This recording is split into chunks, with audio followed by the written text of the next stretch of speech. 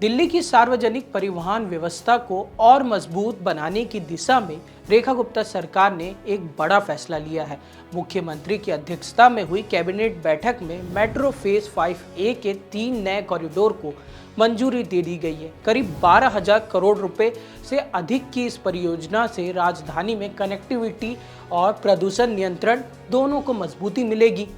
मुख्यमंत्री रेखा गुप्ता के नेतृत्व में दिल्ली सरकार ने मेट्रो फेज 5A को स्वीकृति दे दी है। इस चरण के तहत कुल 16 किलोमीटर लंबी लाइन 3 नए कॉरिडोर बनाए जाएंगे, जिनमें 13 मेट्रो स्टेशन शामिल होंगे। इनमें 10 स्टेशन अंडरग्राउंड होंगे, 3 स्टेशन एलिवेटेड होंगे।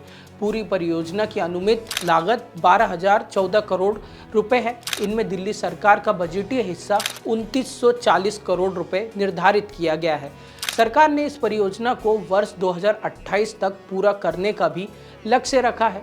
मुख्यमंत्री रेखा गुप्ता ने इस परियोजना के लिए प्रधानमंत्री नरेंद्र मोदी को धन्यवाद देते हुए कहा कि ये कदम प्रधानमंत्री की 7C विजन को आगे बढ़ाएगा। 7C विजन में साझा, सुलभ, सुविधाजनक, जाम मुक्त, ऊर्जावान, स्वच्छ और अत्याधुनिक परिवहन प्रणाली का लक्ष्य शामिल है। स्वीकृत 3 कॉरिडोर में पहला और सबसे बड़ा कॉरिडोर RK आश्रम मार्ग से इंद्रप्रस्थ तक होगा। इसकी लंबाई 9.913 किलोमीटर होगी और इनमें 9 स्टेशन बनाए जाएंगे।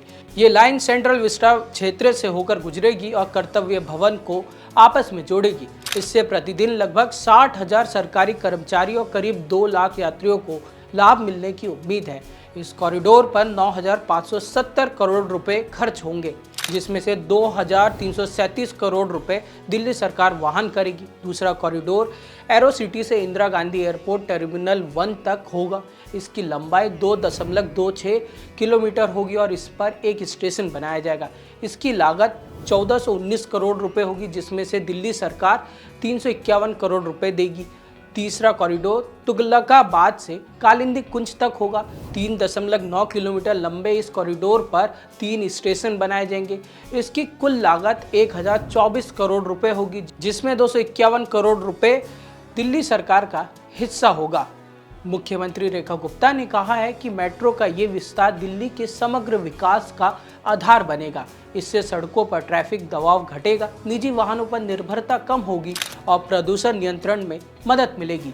सरकार का लक्ष्य राजधानी को विश्व स्तरीय और पर्यावरण अनुकूल शहर बनाना है। फिलहाल के लिए बस इतना ही। ऐसी खबरों के लिए देखते रहिए India.com।